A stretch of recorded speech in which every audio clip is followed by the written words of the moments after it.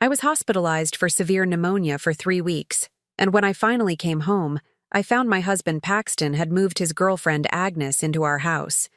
He'd already replaced my clothes, photos, even my favorite armchair. Too bad he didn't check the property deed that listed only my name. The look on their faces when the police escorted them out is something I'll never forget. Before we jump back in, tell us where you're tuning in from, and if this story touches you, make sure you're subscribed, because tomorrow I've saved something extra special for you. The taxi pulled up to our Victorian-style home, the one Paxton and I had saved for years to buy. It stood proud against the evening sky, its familiar silhouette, bringing tears to my eyes after weeks in the sterile hospital environment. I'd fought through a near-fatal case of pneumonia that had turned septic, my body battling an infection that doctors weren't sure I'd survive. But I had survived. I was finally coming home. The driver helped me with my small bag, and I noticed he gave me a strange look when I mentioned how good it felt to be home. Looking back, I should have recognized his expression for what it was: pity. My hand trembled as I pushed the key into the lock, expecting Paxton to throw the door open before I could turn it. We'd been married for 8 years, and he always seemed to sense when I was near, opening the door with that boyish smile that had made me fall for him a decade ago. But the door remained closed. My key turned, and I pushed it open to find the entryway dark. "Paxton?" I called out, my voice still raspy from the ventilator tube that had been removed just days before. No answer. The silence felt wrong, oppressive somehow. I flipped on the light switch. For a moment, I thought I'd entered the wrong house. Where my grandmother's antique console table once stood was now a sleek, minimalist piece I'd never seen before. The walls, once adorned with our wedding photos and travel mementos, now displayed abstract paintings in colors Paxton had always said he hated. A strange scent hung in the air, floral but with notes of vanilla and amber. Not my perfume. My heart pounded as I moved deeper into the house, each step revealing more changes. The living room had been completely rearranged, my beloved reading chair nowhere to be seen. In its place stood a chaise lounge in a shade of burgundy that clashed with everything I would have chosen. On the coffee table sat 2 wine glasses, one with a clear lipstick mark in a shade I'd never wear. "Paxton?" I called again, louder this time, my voice cracking with the effort. That's when I heard it, giggling from upstairs, followed by the unmistakable low rumble of my husband's laughter.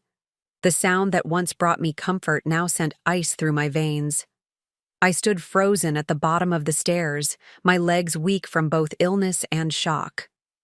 Part of me wanted to turn around and leave, pretend I hadn't seen any of this. But I couldn't. This was my home. The home I'd found when house hunting. The home I'd convinced Paxton was perfect for us despite its needed renovations. The home I'd paid for with my inheritance when Paxton's credit score threatened our mortgage application. The laughter upstairs stopped abruptly, replaced by whispers and the creak of our bedroom floor, the one that always announced someone's presence, no matter how quietly they tried to move. Then footsteps, hurried and heavy, approaching the stairs. Paxton appeared at the top, wearing only pajama bottoms, his face transforming from annoyed to shocked as our eyes met. "Dorothy?" His voice was higher than normal, strained. "You're home. Not welcome home, or I've missed you, or any of the things a husband should say to a wife who'd nearly died. Just, you're home," spoken like an accusation. "I am," I managed, my voice steadier than I felt. "Who's upstairs with you, Paxton?" Before he could answer, a woman appeared behind him. She was younger than me, maybe early 30s to my 42 years. Her dark hair fell in perfect waves around a heart-shaped face, and she wore one of Paxton's t-shirts, the one I'd given him last Christmas with our favorite band's logo. It hung to mid-thigh over her slender legs. "Oh!" she exclaimed, eyes widening. "You must be Dorothy." She said my name with familiarity, as if we were old acquaintances. "I'm Agnes. Paxton said you were still in the hospital. The casual way she stood there, in my home, wearing my husband's clothes, speaking my name, it was surreal. I looked between them, noting how Paxton shifted slightly to stand closer to her, a protective gesture he once reserved for me. Clearly, I'm not still in the hospital, I said, my voice now eerily calm. The initial shock was wearing off, replaced by something colder, more focused. What I'd like to know is why this woman is in our home, Paxton, and why our house looks like this. Paxton ran a hand through his hair, a nervous habit I'd once found endearing. Dorothy, I can explain. I was going to talk to you about this, but the doctors said your recovery would be complicated, that stress could cause setbacks. So instead of telling me you were having an affair, you moved her into our home? Redecorated? Removed my things? Each question came out sharper than the last. Where are my clothes? My books? The photos of my parents? Agnes looked uncomfortable now, glancing at Paxton as if expecting him to handle this inconvenient situation. He stepped down a few stairs, stopping when he saw something in my expression. Dorothy, please. You're still recovering. Let's discuss. This calmly. Agnes and I, we reconnected while you were ill. I didn't plan for this to happen, but… Reconnected? I interrupted. You know each other? Agnes smiled nervously. We dated in college, before you. We ran into each other at the hospital cafeteria when I was visiting my mother. Paxton was there for you, of course. Of course. How considerate of my husband to visit me in the hospital before returning to the arms of his college girlfriend. Dorothy, Paxton continued, his voice taking on that reasonable tone he used when trying to manage difficult clients at his architectural firm. You've been away for almost a month. The doctors weren't even sure you'd recover fully. I was lonely, and Agnes was there, and things just progressed. Progressed to the point where you've erased me from our home? I asked, looking around, at the unfamiliar space that had once been my sanctuary. Paxton had the decency to look ashamed, but only briefly. I was going to tell you once you were stronger. I've been talking to a lawyer about the house, about a fair division of assets. Lawyer? The word felt like a slap. You consulted a lawyer while I was fighting for my life? It seemed practical, Agnes interjected, as if her opinion mattered here. Paxton said you're always pragmatic about these things. I stared at this woman who thought she knew me, who stood in my home speaking about me as if we'd had conversations, as if Paxton's characterization of me gave her any insight into who I really was. Get out, I said quietly. Dorothy, be reasonable, Paxton started. Get out. My shout echoed through the modified house, stronger than I thought possible with my weakened lungs. Both of you, now. Agnes retreated upstairs, presumably to dress, while Paxton remained, his expression hardening. This is my house too, Dorothy. You can't just order me to leave. A strange calm settled over me then, replacing the rage and hurt. Actually, Paxton, I can, and I will. I reached for my phone, still weak but fueled by a clarity I hadn't felt in years. As I dialed, Paxton's expression changed from defiance to confusion. Who are you calling? I held up one finger, silencing him as the line connected. Yes, hello. I need police assistance at 1542 Oakwood Drive. My name is Dorothy Montgomery.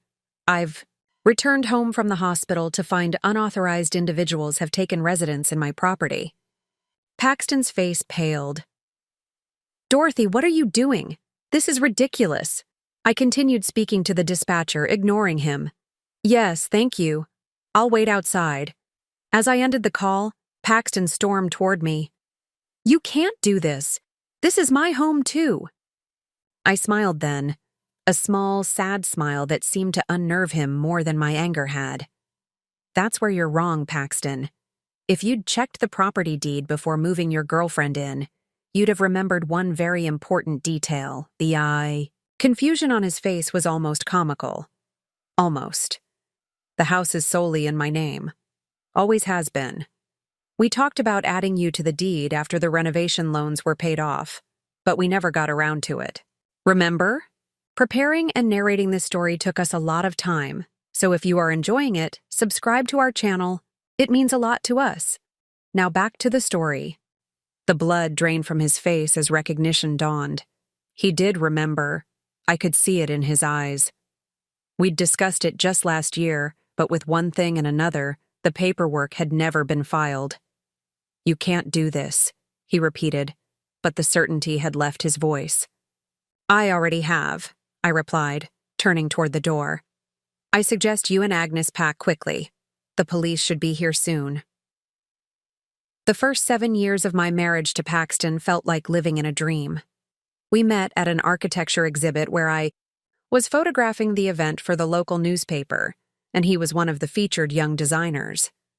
His passion when he spoke about creating spaces that improved people's lives captivated me. He gestured with his hands as he explained his vision, his eyes bright with enthusiasm, completely unaware of how charming he was in his rumpled blazer and mismatched socks. After the exhibit closed, I found him sitting alone on a bench, sketching the building's facade in a worn notebook. I approached under the pretense of getting a final quote, but really, I just wanted to keep talking to him. We ended up at a nearby coffee shop that turned into dinner that turned into a walk along the river until sunrise. By the time we parted ways the next morning, I knew something special had begun. Our courtship was a whirlwind. Paxton was romantic in unexpected ways, leaving architectural sketches of places we'd visited tucked into my bag, planning dates around historic buildings, teaching me to see the beauty in structures I'd passed 1,000 times without noticing. He proposed 6 months later on the rooftop of the city's oldest skyscraper, presenting me with a ring he'd designed himself. We married at the Botanical Gardens the following spring, surrounded by blooming cherry blossoms and the people we loved most. My parents, though initially concerned about the speed of our relationship, had come to adore Paxton. "He looks at you like you're the blueprint for his happiness," my father whispered as he walked me down the aisle. Our early married life was simple but joyful. We rented a small apartment downtown, close to both our jobs. Every weekend became an adventure, exploring nearby towns, visiting architectural landmarks, or simply wandering through neighborhood open houses, dreaming of our future home. Paxton was starting his own firm, and I had begun transitioning from newspaper photography to freelance work that allowed me more creative freedom. We complemented each other perfectly. Where I was practical and organized, Paxton was creative and spontaneous. I handled our finances and day-to-day logistics, while he brought imagination and excitement into our lives. We rarely argued. Any disagreements were resolved with calm, discussions that usually ended with both of us feeling heard and respected. When we discovered the Victorian house on Oakwood Drive, it was Paxton who first saw its potential. The house needed significant renovations, but he could envision what it could become. I was more hesitant, concerned about the cost and the work involved, but his enthusiasm was infectious. We spent evenings planning each room, sketching possibilities, and calculating budgets. The only obstacle was financing. Paxton's new firm was still establishing itself, and his credit had taken hits from student loans and initial business expenses. When the bank hesitated to approve our mortgage, I suggested, using my inheritance from my grandmother, my name alone went on the deed for simplicity, with plans to add Paxton once the renovation loans were paid off. He kissed me when the papers were signed. "You're making our dream possible," he said. "I'll make this house everything you deserve." And, for a while, he did. We spent weekends tearing down wallpaper, refinishing floors, and painting rooms. Paxton designed built-in bookshelves for my photography books and created a darkroom in a converted closet where I could develop my film photographs. I surprised him with a home office that caught perfect northern light for his drafting table. The house became a physical manifestation of our partnership, each room holding memories of our laughter, occasional frustrations, and shared accomplishments. Our friends envied what we had. "You two are disgustingly perfect together," my best friend Kayla would tease during dinner parties in our gradually transformed dining room. Paxton would always respond by putting his arm around me, pulling me close, and saying, "Just lucky, I guess." We discussed having children, though we were in no rush. Paxton wanted to ensure his firm was stable first, and I had photography exhibitions I wanted to pursue. But we talked about it often, how we'd convert the upstairs study into a nursery, the kind of parents we hoped to be, even potential names. It wasn't a matter of if, just when. Our 5th anniversary, Paxton surprised me with a trip to Europe, a tour of architectural wonders he'd always wanted to show me. We walked the streets of Paris, Barcelona, and Rome, hand in hand, taking photographs and sketching buildings. In Florence, standing on the Ponte Vecchio at sunset, Paxton looked at me with such tenderness that it took my breath away. "Building a life with you," he said, "is the greatest design project I'll ever undertake." Those words stayed with me, a perfect encapsulation of what our marriage felt like, a collaborative creation we were building together, brick by brick, day by day. When Paxton's firm finally landed its first major commercial project in our 7th year of marriage, we celebrated with champagne on our back porch, watching fireflies illuminate the garden we'd planted together. Success meant longer hours for him, but I supported his dream wholeheartedly. I brought dinner to his office on late nights, massaged his shoulders when he came home exhausted, and listened attentively as he talked through design challenges. "I couldn't do any of this without you," he told me repeatedly. "You're my foundation." I believed him. I believed in us. Our marriage wasn't perfect. No relationship is. But it was strong. We had built a home together, supported each other's careers, and created a life that felt secure and full of love. Even when Paxton grew, more distant as his work demands increased, I never doubted the fundamental soundness of our relationship. That's what makes betrayal so devastating. It doesn't just destroy your present, it rewrites your past. Every memory becomes suspect. Every sweet word, questioned. Every moment of happiness, scrutinized for signs you might have missed. But sitting in that taxi, heading home from the hospital, I had no idea that the life I was returning to had already been dismantled, that the man who had promised to build a future with me had already begun construction on a different one with someone else. I had no idea that the foundation I thought we stood on had cracked beyond repair. All I felt was gratitude to be alive, excitement to be home, and love for the husband I believed was waiting for me. Looking back, the changes in Paxton were subtle. At first, so gradual that I convinced myself they weren't happening at all. It started around the time his architecture firm landed the Westfield Commercial Center project, the breakthrough he'd been working toward for years. I was genuinely happy for him. This was what we had sacrificed for, all those late nights and working weekends. But success changed him in ways I wasn't prepared for. The first thing I noticed was his schedule.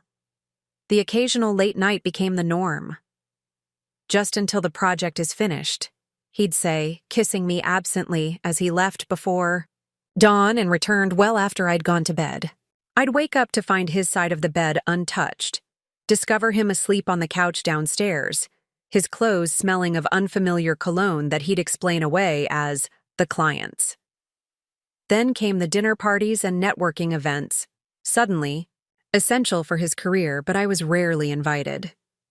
"It's all shop talk," he'd tell me. "You'd be bored." When I reminded him that I'd photographed architectural events for years and could certainly hold my own in a conversation about design, he'd smile that new smile, slightly condescending, slightly distant, and say, "It's different now, Dorothy. These are potential investors, not art enthusiasts."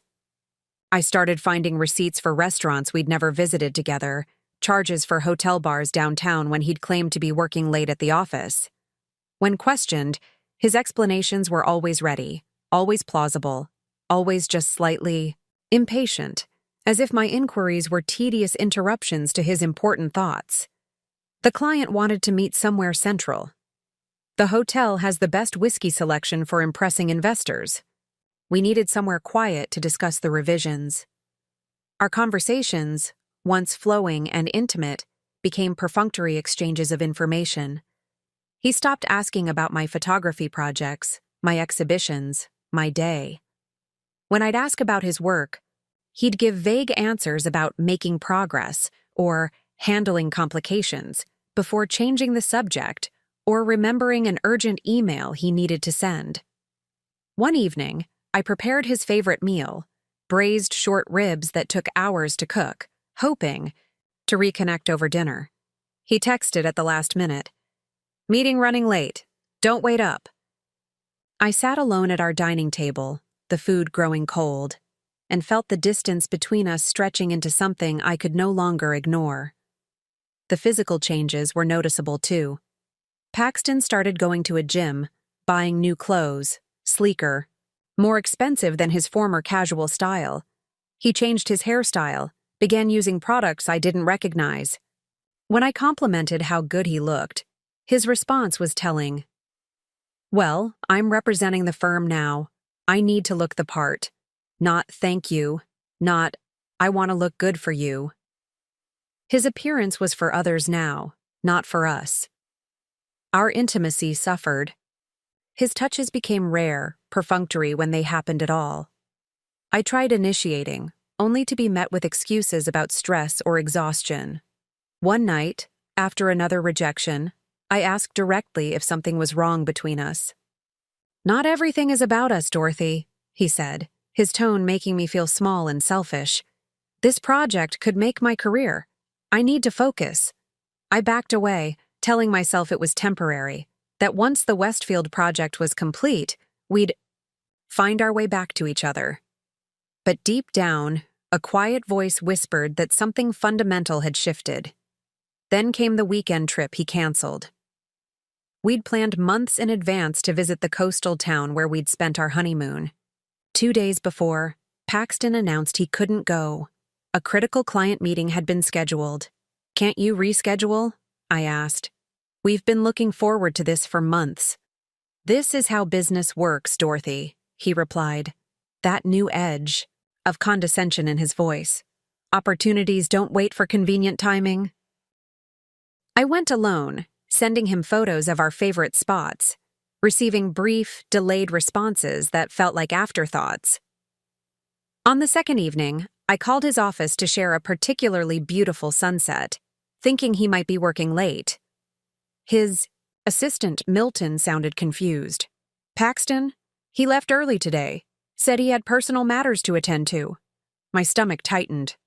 "Oh, did he mention what?" "No." Milton hesitated. "But he's been leaving early most Fridays lately." "I assumed. You knew." I thanked him and hung up, the sunset forgotten as I stared at my phone. Paxton had been leaving work early on Fridays for months, while telling me he was working late. Where was he going? Who was he with? The questions crowded my mind, but I pushed them away. There could be reasonable explanations. I didn't want to be the suspicious, insecure wife. When I returned home, I didn't confront him. Instead, I watched more carefully, collected more inconsistencies. The text messages he'd angle away from my view. The sudden password changes on his phone. The way he'd step outside to take certain calls. The mysterious weekend work emergencies that seemed to resolve themselves before I could offer to bring him dinner at the office. One morning, I found a long dark hair on his jacket, too dark to be mine. When I held it up questioningly, he barely glanced at it. "Probably from the new intern," he said, taking the jacket and brushing it off. "The office has been packed with the design team working overtime." It was a reasonable explanation, but the ease with which it came, the lack of surprise or concern in his voice, it felt rehearsed, as if he'd anticipated the question. The final warning came from Kayla, my closest friend, who worked at a gallery downtown. She called me one afternoon, her voice cautious. Dorothy, I saw Paxton yesterday. At the gallery? I asked, surprised. Paxton hadn't mentioned visiting. No. A pause. At Riverfront Restaurant. He was with a woman. They looked close. My heart constricted. Maybe a client? What did she look like? Younger. Dark hair. Very polished looking. They were in a corner booth. He had his arm around her chair. I gripped the phone tighter. Did he see you? No, I didn't approach them. I wasn't sure what to do. Another pause. Dorothy, I'm sorry, but it didn't look like a business meeting. I thanked her, assuring her she'd done the right thing by telling me, while my mind raced through possibilities. A misunderstanding, a colleague, a relative I hadn't met. But none of these explanations felt true. That night, when Paxton came home, earlier than usual, as if to preempt any suspicion, I almost confronted him. The questions burned on my tongue. But fear held me back. Fear of the answers, fear of what they would mean for our marriage, our home, the life we'd built.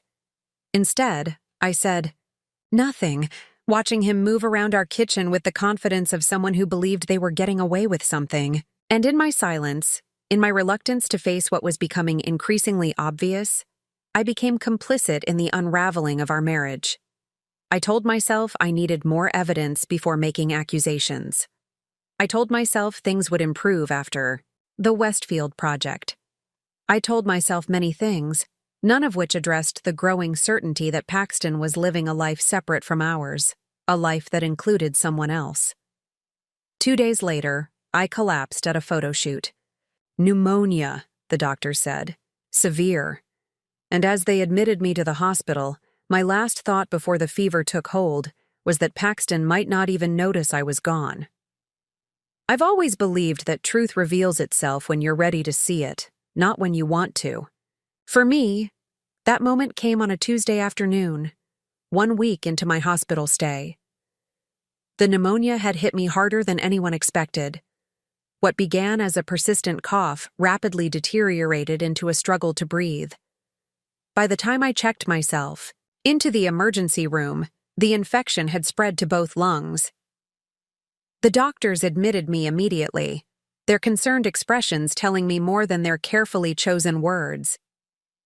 The first few days passed in a blur of antibiotics, oxygen masks, and fitful sleep. Paxton visited briefly, looking uncomfortable in the hospital environment, always finding a reason to leave early.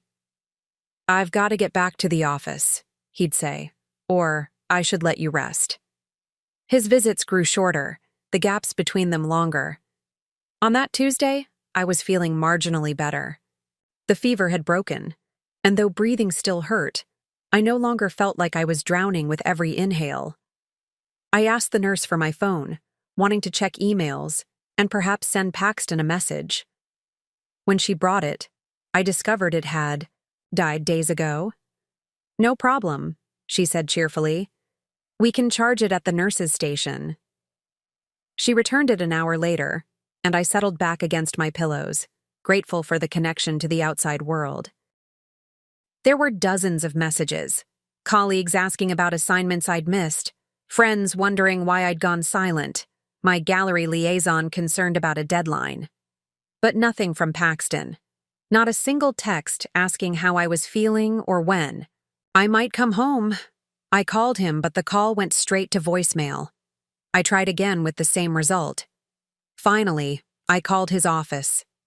"Montgomery Design," a familiar voice answered. "Milton, it's Dorothy." "Dorothy," his voice brightened. "How are you?" "We've been worried." "I'm improving, thanks. Is Paxton there? I can't reach him on his cell." A pause. "He's not in today. Or yesterday, actually." Milton hesitated. "He said he needed to handle some personal matters." Personal matters. While I lay in a hospital bed fighting a severe infection, my husband was handling personal matters that apparently didn't include checking on me. Did he mention what kind of personal matters? I tried to keep my voice neutral. Another pause. longer this time. Dorothy, I'm not sure I should be the one to tell you this. My heart began to race, setting off one of the monitors beside my, no, tell me what, Milton. He's been distracted lately, coming in late, leaving early. There have been calls from someone named Agnes, a lot of calls. The name hit me like a physical blow. Agnes. I'd heard it before, in fragments of conversations Paxton thought I couldn't hear, in muffled phone calls behind closed doors. Do you know who she is? I asked, though I already suspected the answer. She came to the office once, Milton said reluctantly. Young, stylish. Paxton introduced her as a potential client, but he trailed off. But what? The way they looked at each other, it didn't seem professional. The monitor beside me beeped more insistently as my pulse quickened. A nurse poked her head in, frowning at the readings, but I waved her away. Thank you for telling me, Milton, I said, my voice sounding distant to my own ears. I'm sorry, Dorothy. You deserve to know. After hanging up, I sat motionless, the phone clutched in my hand. All the small inconsistencies, the excuses, the growing distance, they crystallized into a reality I could no longer deny.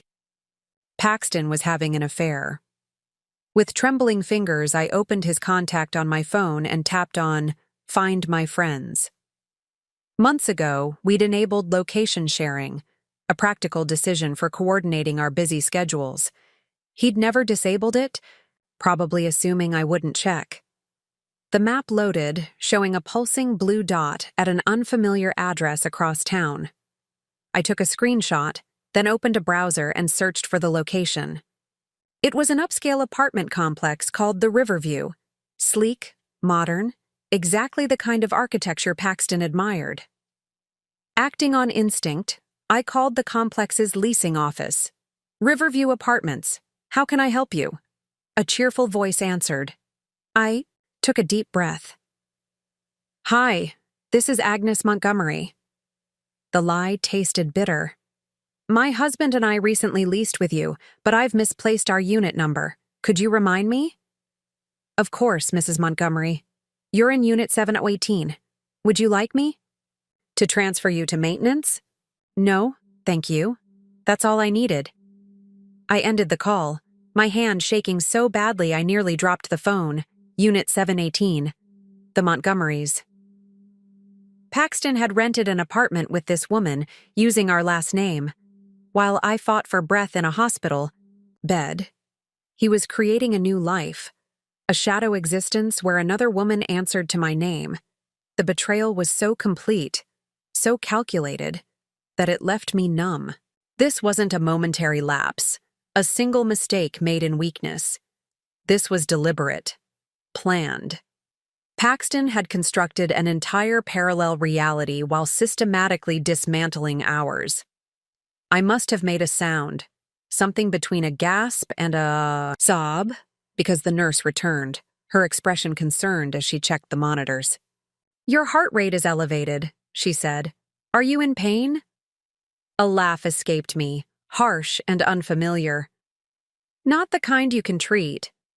She looked at me questioningly, but I just shook my head. How could I explain that my husband, the man who had promised to build a life with me, was instead constructing one with someone else? That while illness had brought me to this hospital bed, betrayal was what would keep me awake through the long night ahead. After the nurse left, I lay still, staring at the ceiling, my mind racing. What should I do? Confront Paxton? Demand answers? Pretend I didn't know until I was strong enough to face the consequences? In the end, I did something else entirely. I called my lawyer.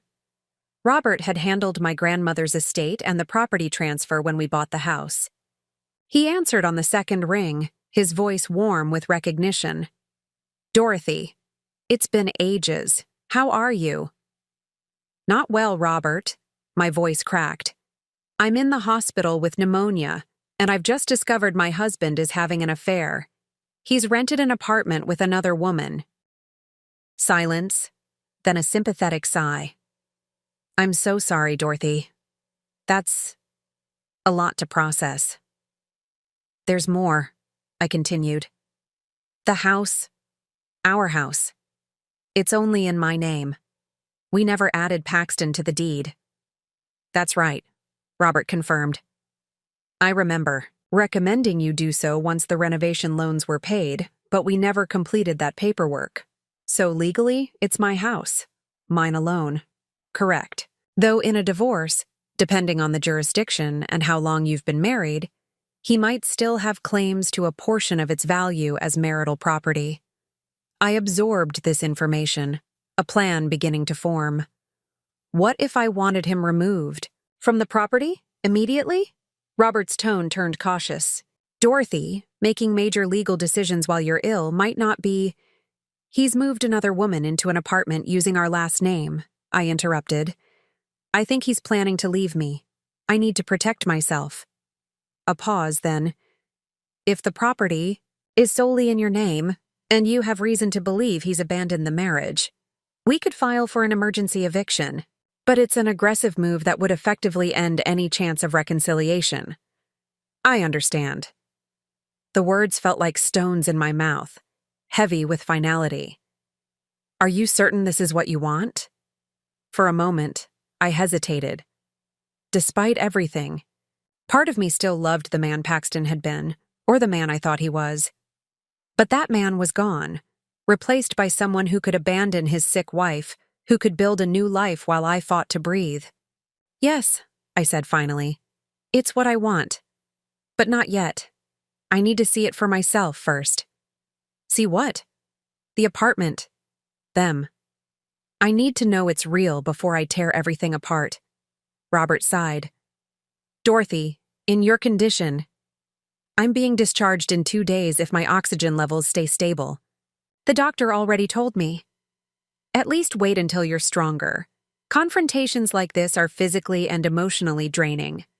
I'll be careful, I promised, though I had no idea what careful looked like in a situation this broken. But I need to do this. I need to see the truth with my own eyes. After ending the call, I lay back, exhaustion washing over me. The revelation had drained what little energy I had, but my mind wouldn't quiet.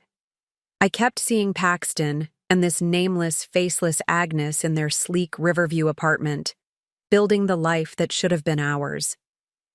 As darkness fell outside, my hospital window, I made 2 promises to myself. I would get well enough to leave this hospital, and when I did, I would reclaim what was mine, my dignity, my home, my future. Paxton had made his choice. Now I would make mine. The next morning, I woke with a resolve that surprised even me. Despite the weakness in my limbs and the persistent ache in my chest, I felt mentally sharper than I had in months. Perhaps it was the clarity that comes with having illusions stripped away, or simply the focus that emerges when a path forward finally appears. I asked my doctor for an honest assessment of my condition. Dr. Audrey Williams had been managing my case since admission, her calm competence a steady anchor in the storm of my illness. The infection is responding to antibiotics, she said, reviewing my chart.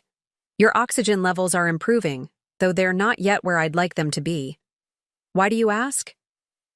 I need to know when I can go home. She studied me over her glasses.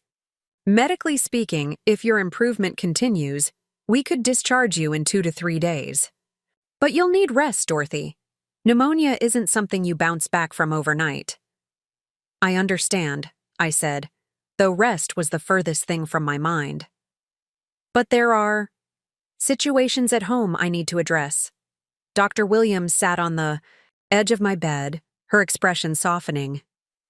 Is everything all right? Do you have someone to help you during recovery? The kindness in her voice nearly broke my composure. No, I admitted. My husband. He's not available. Something in my tone must have communicated more than my words, because she nodded slowly. I see. Well, in that case, we should discuss home health options. You'll need some assistance, at least initially. We talked through the practicalities. Visiting. Nurses, oxygen tanks, prescription deliveries, all the while my mind spinning with plans that had nothing to do with my physical recovery. When she left, I picked up my phone again and called Kayla. "Dorothy," she answered immediately. "How are you feeling? I've been so worried." "I need your help," I said, bypassing the pleasantries. "It's about Paxton." There was a pause. "You know, don't you?" "About Agnes?" "Yes." The name still felt foreign on my tongue. "What I don't know is who she is or how long it's been going on." Kayla sighed. "I wanted to tell you more when I saw them together, but you were already sick, and I wasn't completely sure." "I'm sure now," I interrupted. "He's rented an apartment with her. They're using our last name." "Oh, Dorothy." Her voice cracked. "I'm so sorry." "I don't need sorry. I need information." My tone was harder than I intended, but Kayla didn't flinch. "What do you want to know?" "Everything. Who is she? How did they meet? What do people know?" Kayla hesitated. "Are you sure you want this right now? You're still recovering." "Please, Kayla." I softened my voice. "I need to understand what I'm facing." She relented, sharing what she knew. Agnes was indeed the new intern at Paxton's firm, a recent architecture graduate, talented and ambitious, 28 to my 42. They'd been seen together with increasing frequency over the past few months, first at professional events, then at restaurants and bars where no business was being conducted. "The rumor is they met when she interviewed for the internship," Kayla said reluctantly. "Apparently, there was an immediate connection. An immediate connection. While I was at home, supporting his career, managing our household, believing in our future, Paxton had formed an immediate connection with someone else." "How long?" I asked, my voice steadier than I felt. "How long have they been seeing each other?" "From what I've heard, at least 6 months." 6 months? Half a year of lies, of coming home late, of distant kisses and distracted conversations, of me making excuses for him, defending him to friends who noticed his absence, believing the story he'd constructed. "Dorothy? Are you still there?" "Yes." I swallowed hard. "I need one more favor. Can you come to the hospital tomorrow? I'm being discharged the day after, and I need to make plans." "Of course." No hesitation this time. "Anything you need." After hanging up, I lay back, staring at the ceiling. 6 months. The timeline aligned perfectly with the changes in Paxton, with the gradual erosion of our marriage. While I'd been telling myself it was temporary, a phase related to work stress, he'd been systematically detaching from our life together. Yet some stubborn part of me still resisted the finality of it all. Perhaps there was an explanation I hadn't considered. Perhaps, if confronted directly, Paxton would realize what he was throwing away. We had 8 years together, a home, a history. Could he really discard all of that for a 6-month affair? With an intern? Before I could talk myself out of it, I picked up my phone again and called him. This time he answered. "Dorothy?" He sounded surprised, as if he'd forgotten I existed. "Is everything okay?" "No, Paxton, everything is not okay." My voice was calm, controlled. "I know about Agnes." Silence stretched between us. So long I thought we'd been disconnected. Then, quietly, "What exactly do you know?" "I know you're having an affair with her. I know you've rented an apartment at the Riverview, Unit 718, under the name Montgomery. I know it's been going on for months while I thought you were working late." Another silence, then a heavy sigh. "I was going to tell you." "When?" I demanded, anger finally breaking through my composure. "When, Paxton? After I recovered from pneumonia? Or were you hoping I wouldn't recover at all?" "That's not fair." His voice hardened.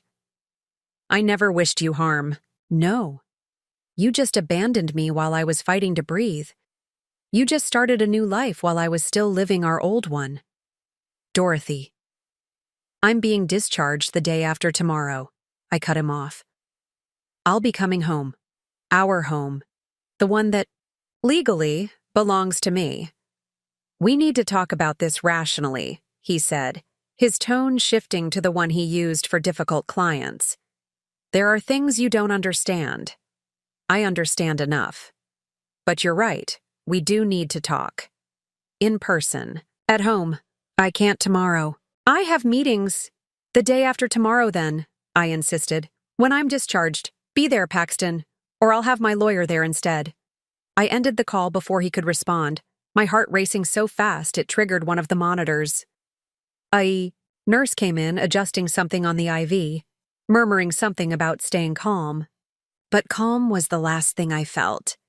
In its place was a cold, focused fury that pushed away the weakness, the hurt, even the betrayal.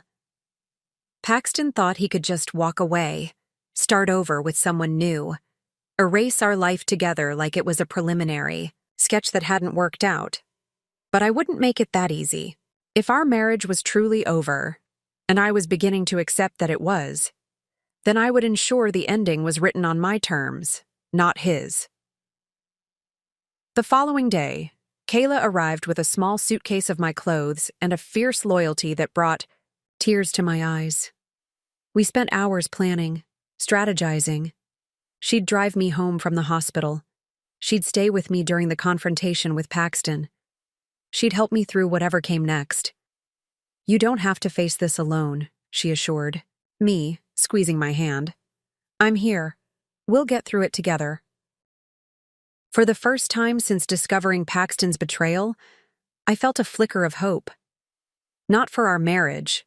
That hope had died with each new revelation. But for myself.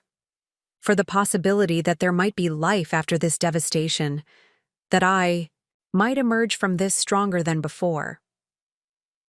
That night I made one final call to Robert, confirming our legal strategy. If Paxton refused to leave voluntarily, we would proceed with the eviction. If he contested the property ownership, we were prepared for that battle too.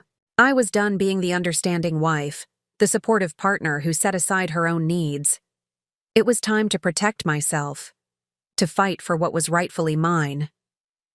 As I drifted off to sleep, my last thought was of the house.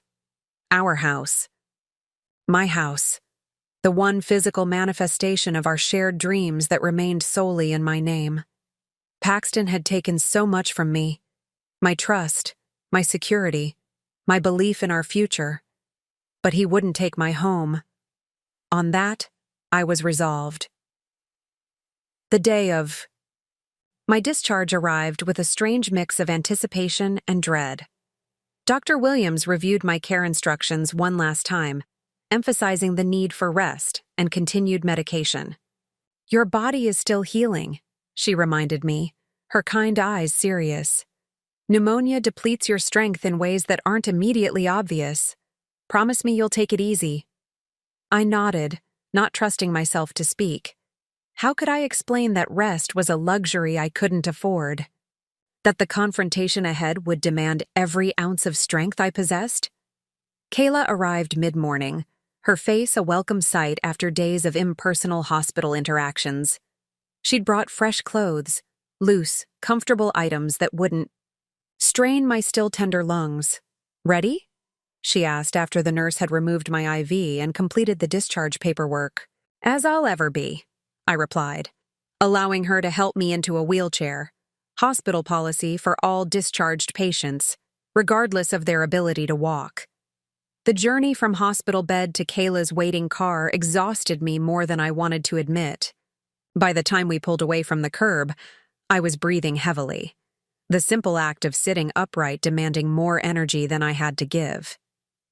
We could postpone this, Kayla suggested, glancing at me with concern.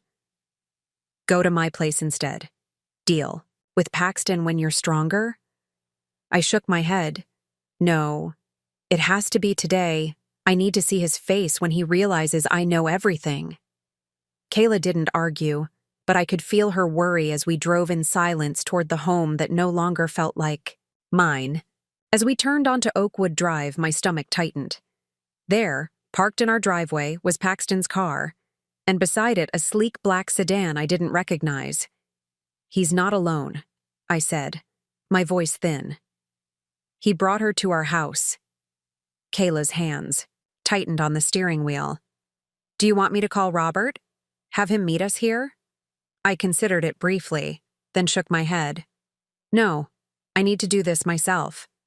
"You're not by yourself," she reminded me firmly. "I'm right here." We parked behind the unfamiliar car, and Kayla came around to help me out. Standing on the driveway, looking up at the Victorian home I'd loved for so long, I felt a surge of determination cut through my physical weakness. This house was mine, the one thing Paxton couldn't take from me. I took a steadying breath and started up the walkway, Kayla's supportive arm around my waist. Each step was an effort, but I refused to show it. I would not enter my own home looking defeated. The door was unlocked. We stepped inside to find the entryway transformed, just as I'd described from my first shock upon returning. The console table, the photos, the familiar scent, all replaced with someone else's vision of home. From the living room, we heard voices, Paxton's deep tone and a lighter, feminine one, engaged in casual conversation. They hadn't heard us enter. "Ready?" Kayla whispered. I nodded, and we moved forward together. They were sitting on my sofa, or rather, on a sofa that had replaced mine. Paxton lounged comfortably, one arm stretched along the back cushions. Beside him sat a dark-haired woman in her late 20s, stylishly dressed in an outfit that probably cost more than my hospital bill. Agnes, I presumed, finally given form after haunting my thoughts for days. They both looked up at our entrance, conversation halting mid-sentence. Paxton's expression shifted rapidly from surprise to dismay to a forced neutrality. Agnes simply looked confused, her perfect eyebrows drawing together as she glanced between Paxton and me. "Dorothy," Paxton said, standing quickly. "We weren't expecting you until this evening." "Clearly," I replied, my gaze taking in the wine glasses on the coffee table, the casual intimacy of their positioning. "You seem quite comfortable in my house, Agnes." The young woman blinked, startled at being addressed directly. "Dorothy, this isn't how I wanted to do this," Paxton interrupted, moving toward me with his hands raised in a placating gesture. "You're still recovering.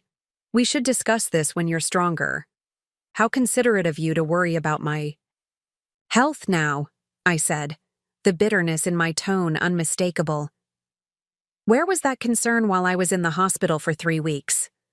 Agnes stood, smoothing her skirt nervously. "Perhaps I should go." "No, stay," I insisted, my voice stronger than I felt. "Since you've already made yourself at home in my house, you might as well be part of this conversation." Paxton's expression hardened. "Dorothy, you're being unreasonable." "Unreasonable?" I repeated, incredulous. "I come home from fighting pneumonia to find you've moved your girlfriend into our house, replaced my belongings, and I'm being unreasonable?" "It's not like that," he began, but I cut him off. "Then what is it like, Paxton? Explain it to me. Explain how this—" I gestured between him and Agnes. "Isn't exactly what it looks like." He ran a hand through his hair, a gesture so familiar it made my heart ache despite everything. "I was going to tell you, after you recovered. I didn't want to stress you while you were ill?" "How thoughtful," Kayla muttered beside me, her arm still steady around my waist. Agnes stepped forward, her expression earnest. "Dorothy, we never meant to hurt you. These things, they just happen sometimes." The audacity of her statement struck me like a physical blow. "Things don't just happen, Agnes. People make choices. Paxton chose to betray our marriage. You chose to get involved with a married man. And now you've both chosen to invade my home while I was too sick to defend it. Your home? Agnes glanced at Paxton, confusion evident. I thought, what did you think? I asked, turning my full attention to her. That this was his house? That I was the inconvenient wife who would quietly disappear? Paxton moved between us. Dorothy, that's enough. Agnes isn't to blame here. If you want to be angry with me. Oh, I am, I assured him, my voice icy. But she's not innocent. In this either. Agnes touched Paxton's arm, a gesture of intimacy that made my stomach turn. Maybe I should wait in the car. No, Paxton said firmly. You don't have to leave. Dorothy and I need to have a rational conversation about how to move forward. This house, it's a joint asset. We'll need to sell it and divide the proceeds. A cold smile formed on my lips. That's where you're wrong, Paxton. This house isn't a joint asset. It's mine. Only my name is on the deed. He stared at me, disbelief washing over his features. That can't be right. We bought it together. We chose it together, I corrected. I paid for it. My inheritance, remember? We discussed adding you to the deed after the renovation loans were paid, but we never did. That was just a formality, he insisted. But I could see the uncertainty creeping into his expression. The law doesn't recognize formalities, only legal documents. And legally, this house belongs to me alone. Agnes's hand dropped from Paxton's arm. You told me the house was yours, she said quietly. That we would live here until we found something that was ours together. The revelation that Paxton had lied to Agnes as well didn't surprise me, but it did confirm something I'd begun to suspect. His betrayal went deeper than just our marriage. It was a fundamental character flaw, a willingness to reshape reality to suit his desires. I'm afraid he misled you, I told her, not unkindly. The anger I felt toward this woman was fading, replaced by a weary recognition that she, too, had been manipulated by Paxton's selective truths. Paxton's face flushed with anger. This is ridiculous. I've contributed to this house for years. The mortgage payments, the renovations, rent, I interrupted. What you've paid amounts to rent, legally speaking. The house remains solely in my name. He turned to Kayla, desperation edging into his voice. You can't believe she's being rational about this. She's still sick, not thinking clearly. Kayla's expression remained impassive. I believe she's thinking more clearly than she has in months. And I believe it's time for you both to leave. Leave? Paxton laughed, though there was no humor in it. This is my home. I'm not going anywhere. I straightened, ignoring the pain in my chest, the weakness in my limbs. Yes, you are. Today, now, take what belongs to you personally and go. And if I refuse? His voice was low, dangerous. Then I call the police and have you removed for trespassing, I replied evenly. I've already spoken with my lawyer. He's prepared to file an emergency eviction if necessary, given the circumstances. The color drained from Paxton's face as the reality of his situation finally sank in. He had no legal claim to the house, no right to be there if I ordered him to leave. Everything he had assumed about our shared assets, about his power in this situation, was built on a foundation that didn't exist. Agnes looked between us, the full implications dawning on her as well. Paxton, is this true? The house isn't yours? He didn't answer, his eyes locked with mine in a silent battle of wills. In that moment, I saw something shift in his gaze, the realization that he had miscalculated, that his carefully constructed new life was crumbling before it had truly begun. The balance of power had shifted. In my weakened state, still recovering from pneumonia, I had somehow become the strongest person in the room. The property deed, that overlooked document we had never updated, had become my unexpected ally, my leverage in a situation where I'd thought I had none. You have 1 hour, I said quietly. Then I'm calling the police. The hour I'd given Paxton stretched into a tense standoff. Initially, he refused to believe I would actually call the police, insisting I was bluffing. Agnes stood awkwardly to the side, her confident demeanor crumbling as she witnessed the unraveling of whatever promises Paxton had made her. "This is absurd," Paxton said, pacing the living room. "We've been married 8 years. You can't just throw me out of my own home." "Your name isn't on the deed," I reminded him calmly, though my heart was racing. "Legally, it's not your home." "We're still married," he countered. "That makes this marital property." "Which we can discuss during divorce proceedings," I replied. "But for now, I want you out." The word divorce hung in the air between us. Until that moment, neither of us had spoken it aloud, though it had been the unspoken destination we were hurtling toward. Agnes tugged at Paxton's sleeve. "Maybe we should go," she whispered, loud enough for me to hear. "We can stay at the apartment until this is sorted out." Paxton shook her off.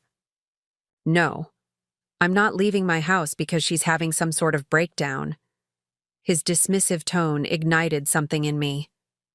"This isn't a breakdown, Paxton. This is clarity. For the first time in months, I'm seeing our situation exactly as it is." Turned to Kayla, who had remained steadfastly by my side. "Call the police." She nodded and pulled out her phone, but before she could dial, Paxton's demeanor changed. "Wait," he said, his voice softer. "Dorothy, please, let's not involve the authorities. We can work this out reasonably." "I tried reason," I said. "You chose Agnes instead." His expression hardened again. "Fine, I'll go, but this isn't over. You'll be hearing from my lawyer." "I look forward to it," I replied, surprising myself with the steadiness of my voice. Paxton stormed upstairs, presumably, to collect some belongings. Agnes hesitated, then approached me cautiously. "I'm sorry," she said, her voice barely above a whisper. "I didn't know about the house, about how sick you were. He told me you two were already separated." I studied her face, searching for insincerity, but finding only confusion and embarrassment. She was young, probably naive, definitely misled by Paxton's selective truths. "How long?" I asked, my voice softer than I intended. Agnes glanced toward the stairs, ensuring Paxton wasn't within earshot. 6 months, officially. But he's been pursuing me for longer. He said your marriage was over in all but paperwork, that you had both accepted it. The timeline aligned with what Kayla had told me, with the changes I'd noticed in Paxton. 6 months of betrayal while I made excuses for his absences, his distraction, his growing coldness. "Did you know I was in the hospital?" She nodded, shame coloring her cheeks. "He said it was just a minor infection, that you were being kept for observation and would be fine. A minor infection." While doctors had been concerned about my survival, Paxton had been downplaying my condition to justify his abandonment. Before I could respond, Paxton returned downstairs with a suitcase and his laptop bag. "Let's go," he said to Agnes, not even looking at me. "Paxton," I called as they headed for the door. "Leave your key." He turned, eyes narrowed. "You can't be serious." "I am. And I'll be changing the locks today." For a moment, I thought he might refuse, might escalate the confrontation further. But something in my expression, or perhaps the realization that I held the legal advantage, made him reconsider. He pulled his keyring from his pocket, removed the house key, and tossed it onto the console table with deliberate force. "This isn't over," he repeated, his voice low and threatening. "Yes, it is," I replied. "It was over the moment you moved her into our home." They left without another word, the door closing behind them with a finality that should have brought relief. Instead, as their cars pulled away from the curb, I felt my strength evaporate. My legs buckled, and only Kayla's quick reflexes kept me from collapsing completely. "I've got you," she murmured, helping me to the nearest chair, one I didn't recognize, that Agnes had presumably selected. "You did it, Dorothy. They're gone." But the victory felt hollow as I looked around at my transformed home. The furniture, rearranged or replaced. The walls repainted in colors I'd never choose. My photographs removed. My books nowhere to be seen. They were gone, yes, but they had left their mark everywhere. "He really thought he could just erase me," I said, my voice cracking. "Replace everything that was mine, everything that was us, and I'd never know because I was too sick to come home." Kayla squeezed my hand. "But you did come home. And now we're going to reclaim it, piece by piece." As my breathing steadied, I realized she was right. Paxton might have altered the physical space, but the house itself, the structure, the foundation, the legal ownership, remained mine. I had won the first battle, but I knew Paxton well enough to recognize that the war was just beginning. The following morning, I woke in my own bed, though my own felt like a stretch. The mattress was new, firmer than I preferred. The bedding, unfamiliar, in shades of burgundy and gold that I would never have chosen. Even the bedroom walls had been repainted, from the soft blue I'd selected to a stark, modern gray. Lying there, still weak from pneumonia and the previous day's confrontation, I had what I can only describe as a moment of perfect clarity. This wasn't just about Paxton's betrayal or Agnes's intrusion. It was about something deeper, something that had been building long before I'd fallen ill. Paxton hadn't just replaced me with Agnes. He'd been trying to replace himself. The ambitious but kind man I'd married had gradually transformed into someone I barely recognized, someone who valued status over sincerity, appearance over substance. The redecorated house, with its trendy colors and impersonal furnishings, wasn't Agnes's taste. It was the manifestation of Paxton's reinvention of himself. I thought back to the early days of our marriage, when we'd furnished our first apartment, with secondhand finds and DIY projects. Paxton had been proud of his handiwork then, of our ability to create a home from practically nothing. When had that changed? When had our authenticity become something to be ashamed of, something to be upgraded and repackaged? The success he'd craved had finally arrived, but it had hollowed him out. And rather than recognizing the emptiness, he'd filled it with external validation. A younger woman, expensive furniture, the appearance of the perfect life. In doing so, he'd discarded not just me, but the parts of himself that I had truly loved. Painful as this realization was, it brought an unexpected relief. The betrayal wasn't a reflection of my worth. It was a manifestation of Paxton's insecurities. I wasn't the one who had failed our marriage. He had failed himself. With this clarity came a profound understanding. I didn't want him back. Not the man he had become. Not the marriage we had devolved into. Even if he came begging for forgiveness, I would not return to a relationship built on such a fragile foundation. The doorbell rang, interrupting my thoughts. Slowly, I made my way downstairs, still unsteady but determined to manage on my own.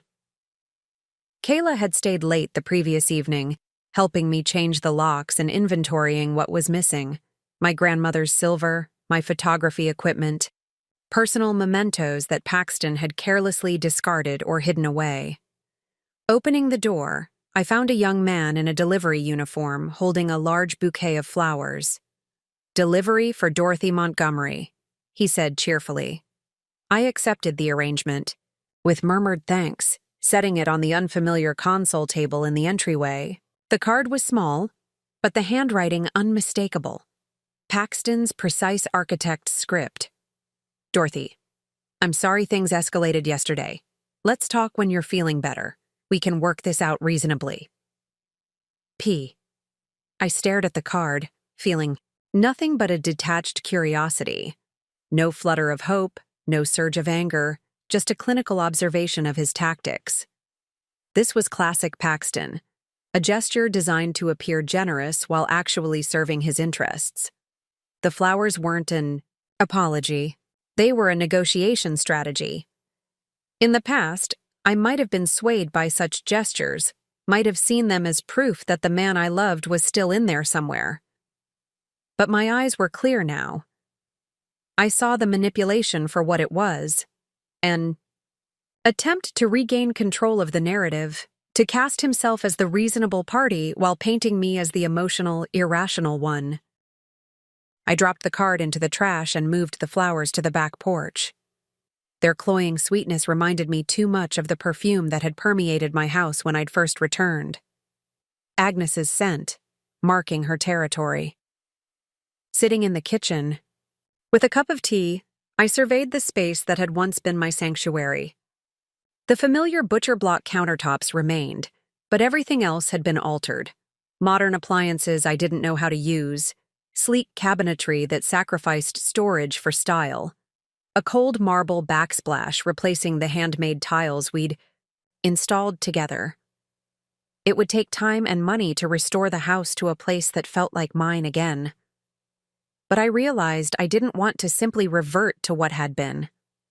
That house had belonged to Dorothy and Paxton, to a marriage that no longer existed. This house, my house, needed to reflect the woman I was becoming, not the wife I had been. My phone buzzed with a text from Robert, my lawyer. Paxton's attorney called. He's contesting the eviction, claiming marital property rights. Don't worry, we're on solid legal ground. Meeting tomorrow at 10? I texted back my confirmation, a strange calm settling over me. Let Paxton fight. Let him waste his money on legal fees and posturing. The deed was in my name, and no amount of flowers or legal maneuvering would change that fundamental fact. For the first time since discovering his betrayal, I felt fully in control of my own story. The path ahead wouldn't be easy. Recovery from pneumonia, divorce proceedings, rebuilding my life. But it was my path, not one defined by Paxton's choices or Agnes's intrusion. This clarity, this certainty of purpose, was worth more than the years of false security I'd lived in before. I had lost a husband, but I had found myself in the process, and that, I realized, was a trait I could live with. The meeting with Robert was scheduled for 10 a.m. at his downtown office. Despite still feeling weak, I insisted on going rather than having him come to the house. I needed to get out, to breathe. Air that wasn't permeated with memories of Paxton and traces of Agnes's perfume.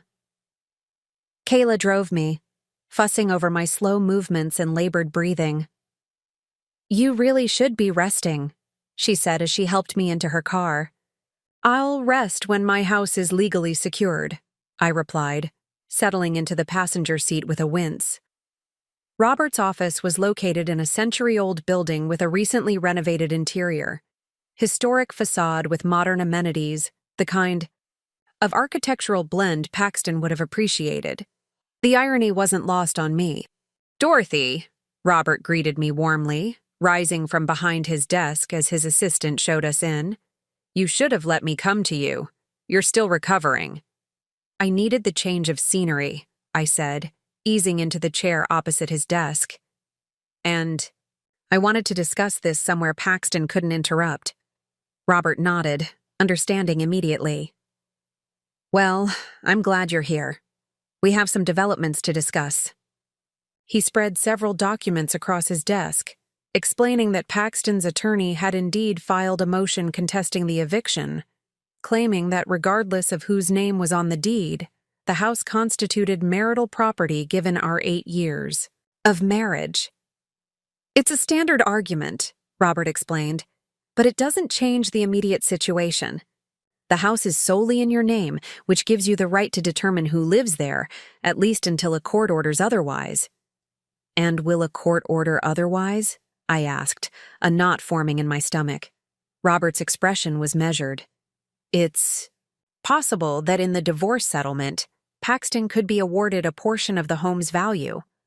But given the circumstances, your inheritance being the source of the down payment, his apparent abandonment during your illness, the evidence of his affair, I believe we have a strong case for you retaining full ownership. The word divorce still felt strange, a foreign concept I was only beginning to integrate into my reality. But as Robert outlined our strategy, I felt a growing certainty that this was the right path. Not just legally, but emotionally. Paxton and I had been over long before I discovered Agnes. There's something else, Robert said, his tone shifting slightly. Paxton's attorney has suggested mediation rather than litigation. They're proposing a settlement conference next week. So soon? Kayla interjected. Dorothy's barely out of the hospital. Robert nodded sympathetically. I expressed the same concern. But there's a tactical advantage to their rush. They're hoping to capitalize on Dorothy's vulnerability, her physical weakness. What do you recommend? I asked, ignoring the flare of anger at Paxton's transparent strategy. Normally, I'd advise taking your time, regaining your strength before engaging in what could be an emotionally draining process. But in this case, he hesitated. In this case, I prompted. In this case, I believe there's an advantage to moving quickly. Paxton's position is weaker than he realizes. His actions, moving another woman into your home while you were hospitalized, removing your personal belongings, attempting to claim residence in a property not legally his, none of this will play well if we end up in court. I considered this, weighing my physical limitations against the strategic advantage of acting now. What would the mediation involve? A neutral third party would facilitate discussion of all marital assets, the house, savings, investments, personal property. The goal would be to reach a mutually acceptable division without court intervention. And if we can't agree, then we proceed to litigation, where a judge would make the final determination. I sat back, processing this information. The practical. Part of me recognized the value in avoiding a drawn-out legal battle. The emotional part still reeled at the thought of sitting across from Paxton, negotiating the dismantling of our life together. But as I considered the alternatives, months of uncertainty, of Paxton potentially finding new ways to assert claims, on the house of living in limbo, something shifted inside me. A decision crystallized, not just about the legal strategy, but about the direction of my life. Schedule the mediation, I said firmly. But I want to be clear about my position from the outset. The house stays with me, completely. I'm willing to be reasonable about other assets, but the house is non-negotiable. Robert nodded, making notes. That's a strong starting position.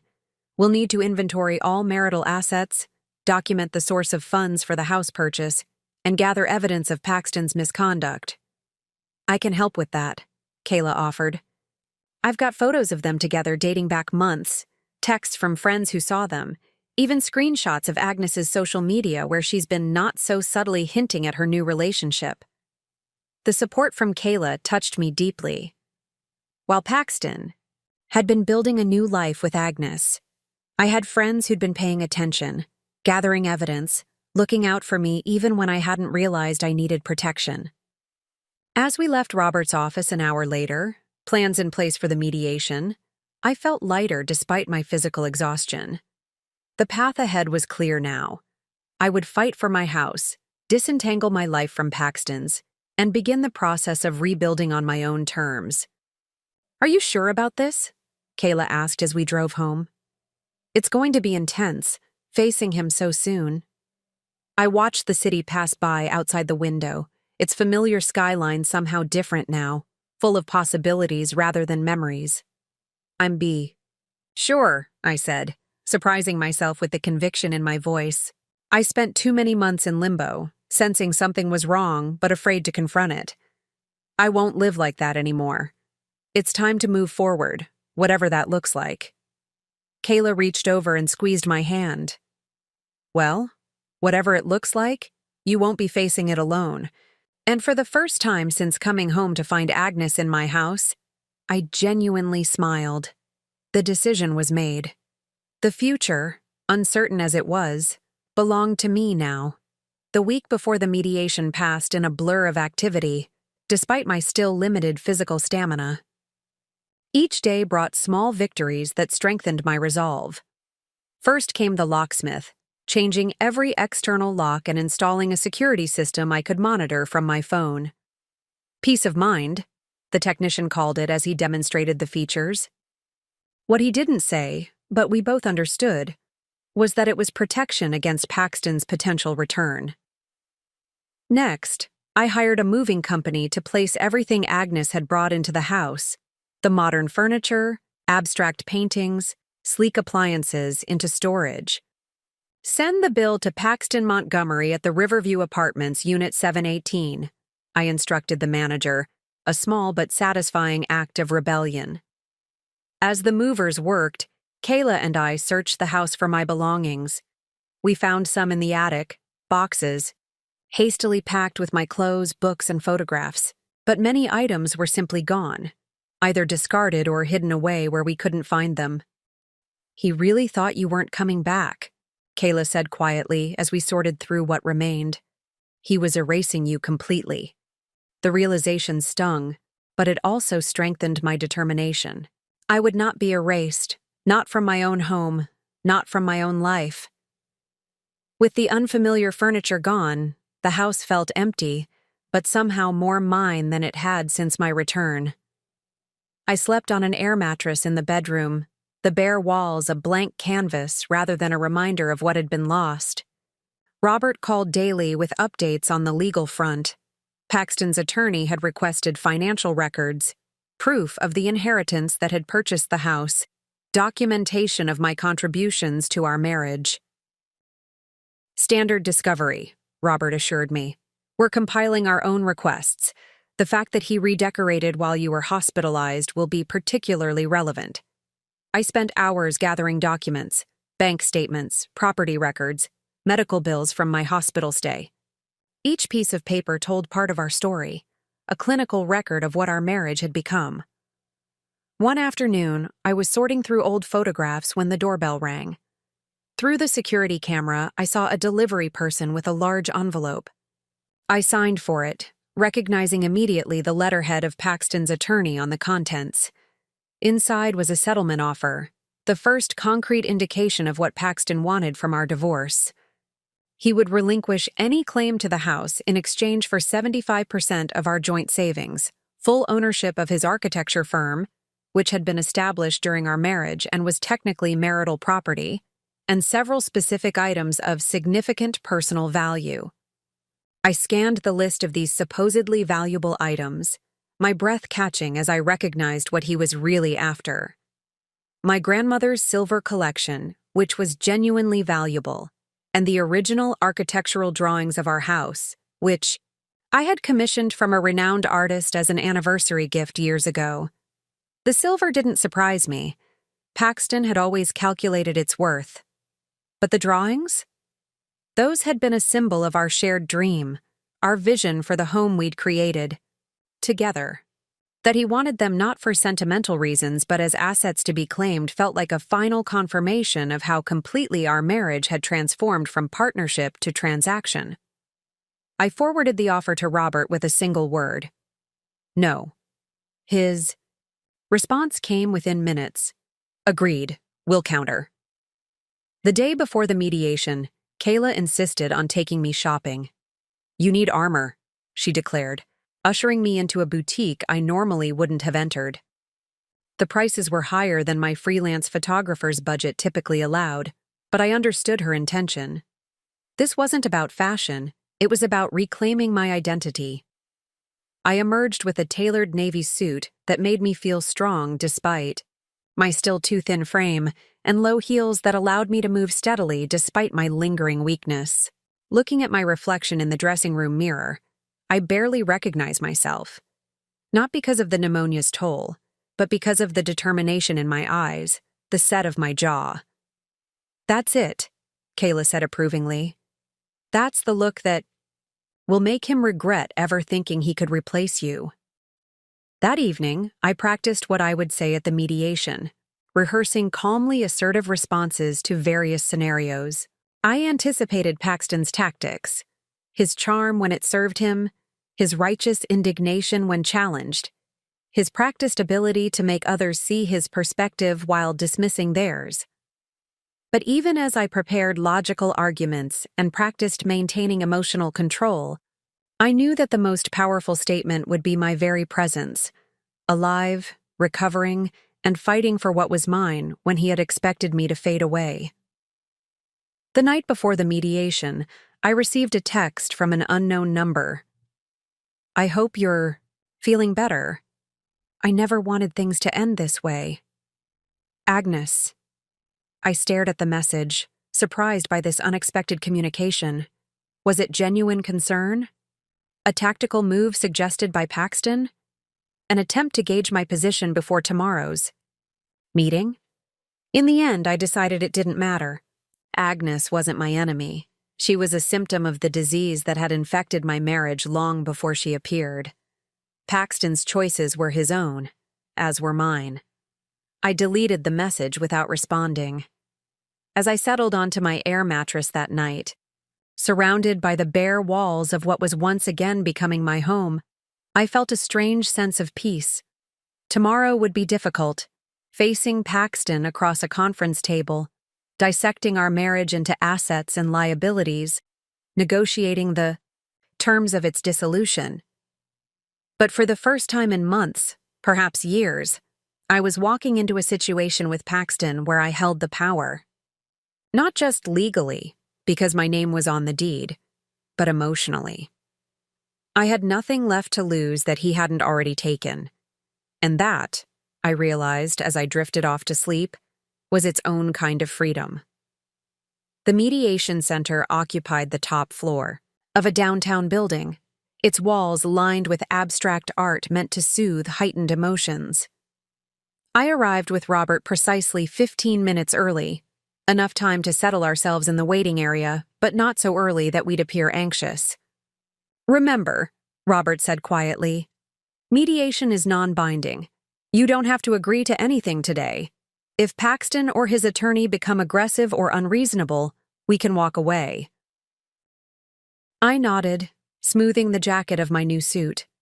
The weight I'd lost during my illness made me look more fragile than I felt, but I'd applied makeup carefully that morning, covering the pallor that lingered from pneumonia. I needed to appear strong, capable, fully in control of my faculties. At precisely 9 a.m., the receptionist led us to a conference room where the mediator, a silver-haired woman named Judith, greeted us warmly. She explained the process as we waited for Paxton and his attorney to arrive. "My role is to facilitate discussion, not to make judgments or rulings," she said. "I'm here to help you both find common ground if possible." When the door opened again, I steeled myself. Paxton entered, his attorney, a sharp-featured man in an expensive suit, close behind. Paxton's eyes found mine immediately, and I saw a flicker of surprise cross his face.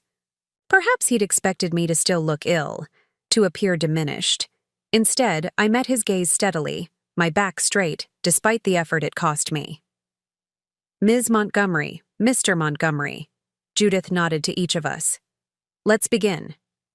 The first hour was procedural, establishing ground rules, reviewing the assets in question, confirming that both parties understood the process. Paxton's attorney, who introduced himself as John Teller, presented their position first. Paxton had been an equal contributor to the marriage despite the house being in my name alone, and deserved an equitable distribution of all assets. Furthermore, John added, "My client has expressed willingness to allow Ms. Montgomery to retain the house, provided she buys out his interest at fair market value." I noticed he avoided mentioning Agnes or the circumstances of our separation. Robert had warned me they would try to keep the narrative clinical, focused on finances rather than fidelity. When it was our turn, Robert calmly laid out our position. The house was purchased with Ms. Montgomery's inheritance and is solely in her name. While we acknowledge Mr. Montgomery contributed to household expenses, These contributions would legally be considered rent in the absence of his name on the deed. He then shifted to the circumstances: my hospitalization, Paxton's absence during my illness, the discovery of Agnes living in our home. My client returned from fighting a life-threatening case of pneumonia to find her husband had not only moved his paramour into her home, but had replaced her belongings, redecorated, and effectively attempted to erase her existence from the property she legally owns. Paxton shifted uncomfortably in his chair.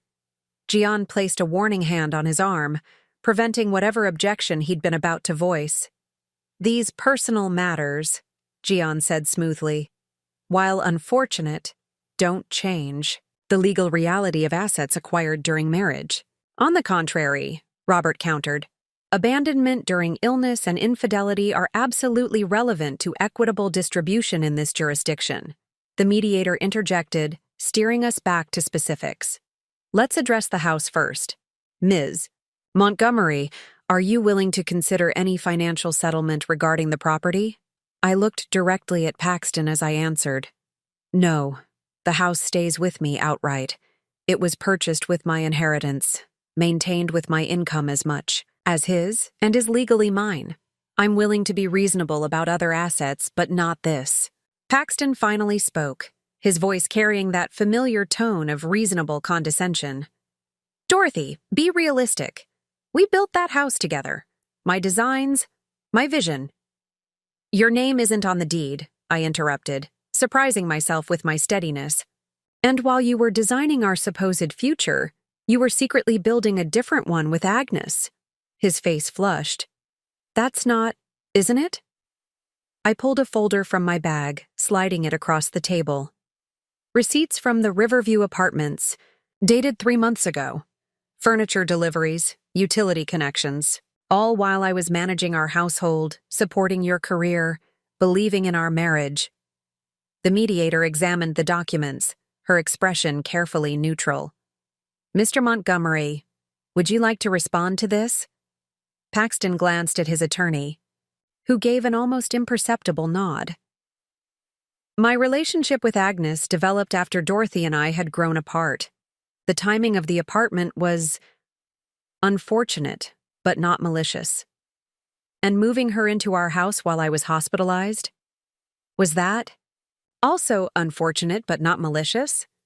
My voice remained calm, though my heart raced. "I didn't think you were coming home," he said quietly. The words hung in the air between us, their implications striking me like a physical blow. He hadn't just hoped I wouldn't return, he had expected it. Whether he had truly believed the pneumonia, would claim me, or simply that I would be institutionalized for extended care, the message was clear. In Paxton's mind, I had already been replaced. The mediator cleared her throat. "Perhaps we should take a brief recess." As Paxton and his attorney stepped out, Robert leaned close. "That was illuminating. His statement about not expecting you to return could be interpreted as abandonment, which strengthens our position considerably." I nodded, still processing Paxton's words. The hurt was there, of course. How could it not be? But alongside it was a growing sense of resolve. With each revelation, each confirmation of Paxton's betrayal, my determination to reclaim my life solidified. When they returned, something had shifted in Paxton's demeanor. The confident facade had cracked, revealing glimpses of the man I'd once known, the one capable of shame, of recognizing when he'd crossed a line. "I'd like to revise our offer," Gian announced, glancing at Paxton.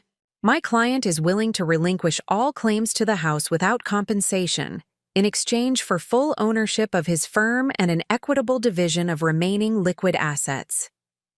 It was a significant concession, one that suggested they recognized their position had weakened. Robert and I exchanged glances, silently acknowledging the momentum shifting in our favor. "Their new offer is significant progress," Robert whispered to me as the mediator stepped out briefly. "But we should push for more concessions on the personal property he's claiming." I nodded, reviewing the list of items Paxton still wanted: my grandmother's silver, the architectural drawings, and several pieces of art we'd collected together. Each held monetary value, but the silver was also irreplaceable family history. When the mediator returned, I leaned forward. "I'd like to address the personal property list," I said, my voice steady despite my racing heart. "The silver collection belonged to my grandmother. It's a family heirloom, not a marital asset." Gian started to object, but Paxton touched his arm, silencing him. "She's right," he said quietly. "The silver should stay with Dorothy." The concession surprised me. It was the first time since our separation that Paxton had yielded something without obvious calculation. "Thank you," I said, meeting his eyes directly. For a moment, I glimpsed the man I'd married, someone capable of recognizing what truly mattered to others. But the moment passed quickly as Gian steered the conversation back to financial matters. "While my client is willing to concede on the silver, we maintain that the architectural drawings have significant value, both artistic and sentimental. They were commissioned during the marriage and depict the home my client helped design," Robert countered smoothly. "The drawings were an anniversary gift from my client to her husband. Gifts traditionally remain with the recipient unless returned voluntarily." "Then perhaps Mr. Montgomery would like to return them," the mediator suggested, looking at Paxton. A muscle twitched in Paxton's jaw, a tell I recognized from our marriage, a sign he was fighting to maintain composure. "Those drawings represent my vision, my career." "They represent our home," I corrected softly. "The one you abandoned." His eyes flashed.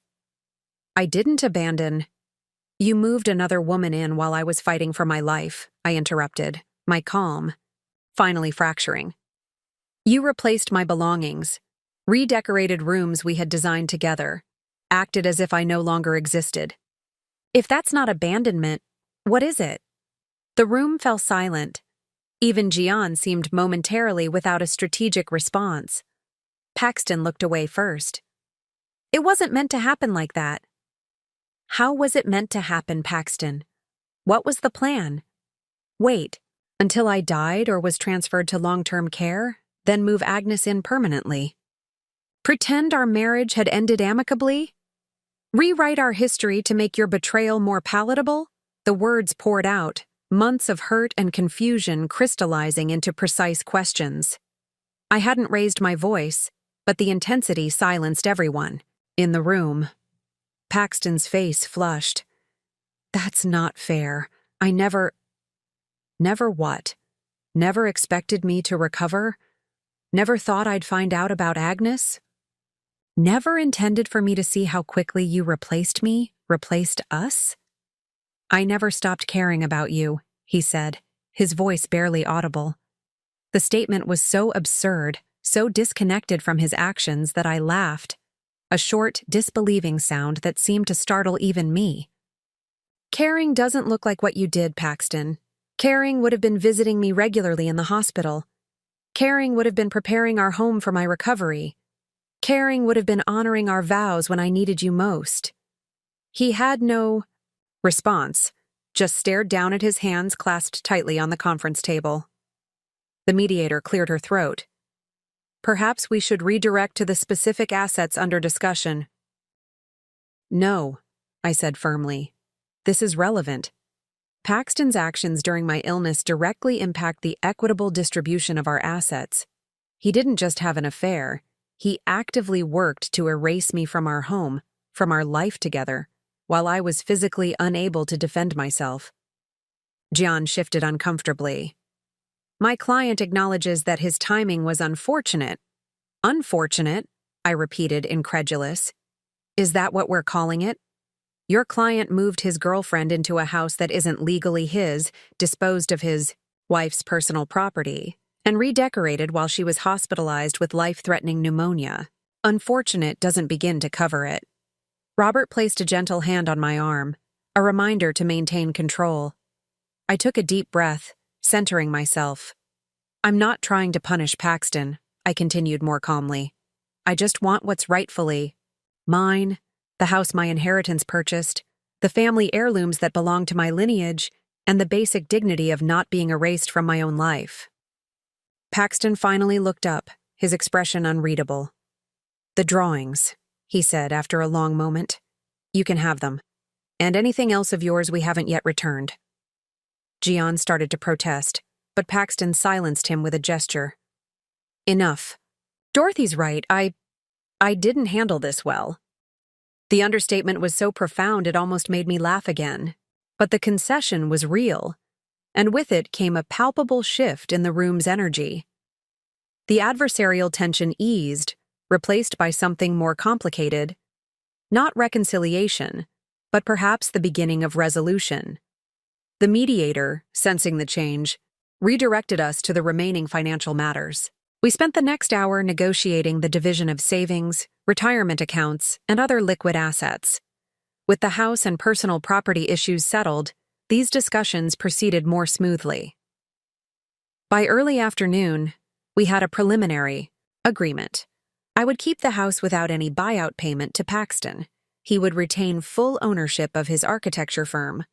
Our savings and investments would be divided 60-40 in my favor, acknowledging my contributions to the household that had allowed his career to flourish, and all personal property would be returned to its original owner, with the drawings coming back to me.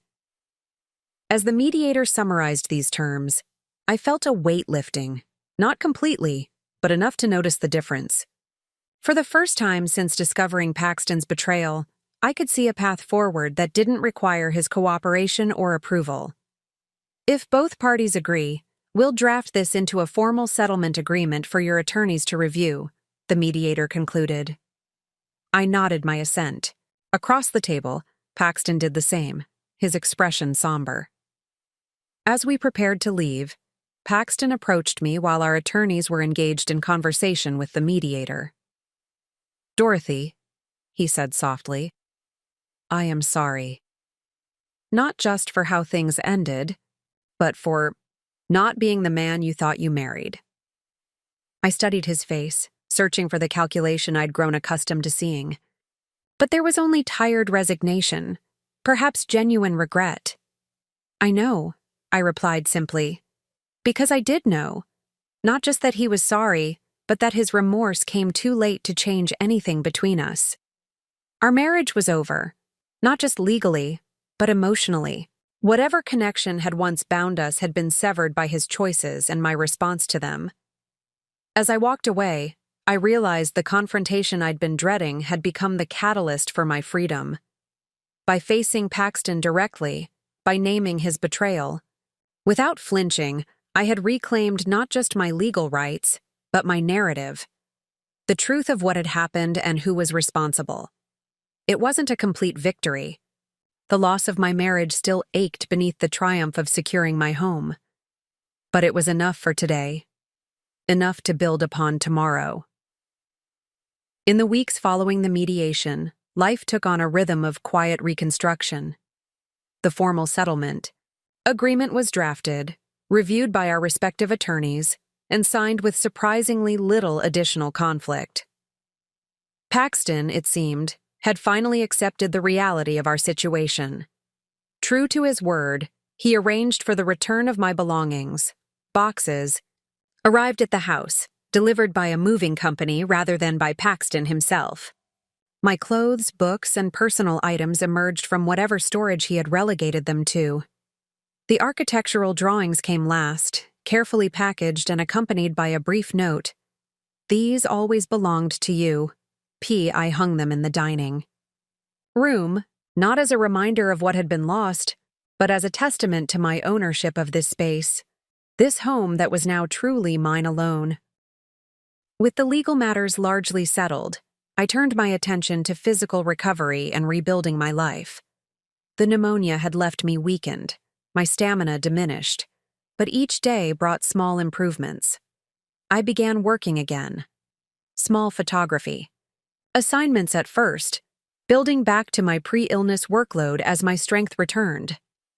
Kayla remained a constant presence, helping me replace the furniture Agnes had removed, accompanying me to doctor's appointments, ensuring I didn't push myself too hard. Other friends who had drifted away during the final months of my marriage returned, offering support and companionship as news of my situation spread. I never liked him, my friend Marcus admitted over coffee one afternoon. Too smooth, too calculated. But I kept it to myself because you seemed happy.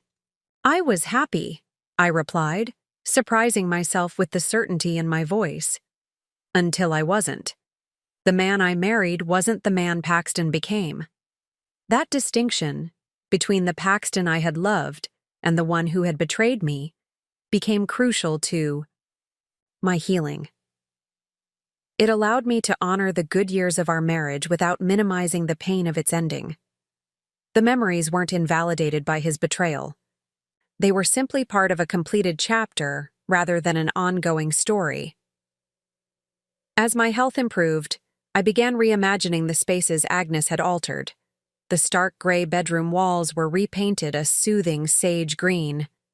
The living room, stripped of her modern furniture, gradually filled with pieces that reflected my aesthetic, comfortable, warm, with an emphasis on natural materials and handcrafted elements. Each change made the house more mine, erasing the traces of Paxton and Agnes's brief occupation. I heard about them occasionally through mutual acquaintances. They were still together, living in the Riverview apartment. Paxton's firm had landed another major project. Agnes had been promoted from intern to junior designer. Their life continued, parallel to but separate from mine. One evening, as I was planting a small herb garden on the back porch, something I'd always wanted to do but Paxton had resisted, my phone rang with an unfamiliar number. Dorothy? It's Agnes. I froze, trowel in hand, dirt smudging my fingers. Agnes, I echoed, uncertain why she would be calling. I hope it's okay that I'm calling, she said, her voice hesitant. I wanted to apologize properly, for everything. I set down the trowel, wiping my hands on my jeans. I'm listening. What happened? How it happened? It wasn't right. I knew Paxton was married when we started seeing each other. He told me you had grown apart, that the relationship was essentially over, but, I prompted when she trailed off. But I should have asked more questions, should have insisted on clarity before getting involved. And I definitely should have refused to move into your house even temporarily. She paused. There's no excuse for that part. It was cruel and thoughtless, and I'm truly sorry. Her apology surprised me. Not just that she'd made it, but that it sounded genuine, lacking the defensive tone I might have expected. Why are you telling me this now? I asked. She hesitated. Because I need to make it right, for my own peace of mind, and because, well, Paxton and I are getting married. The news should have hurt, should have reopened wounds barely beginning to heal. Instead, I felt an unexpected lightness, the final confirmation that my marriage hadn't failed because of my inadequacy, but because Paxton had chosen a different path. Congratulations, I said, surprised to find I meant it. You don't hate me? Agnes sounded genuinely shocked. No, I replied after considering the question. I did for a while, but hate requires energy I'd rather direct elsewhere. You're very gracious, she said uncertainly. Not gracious, practical. What happened was painful, but it led me here, to a house that's fully mine, a life I'm rebuilding on my terms. I won't pretend you and Paxton didn't hurt me, but I'm not interested in carrying that pain forward. After we hung up, I returned to my gardening, pressing herb seedlings into the rich soil. There was something satisfying about the act of planting, committing to future growth, trusting that care and attention would yield results months from now. That night, I slept more soundly than I had since before my illness.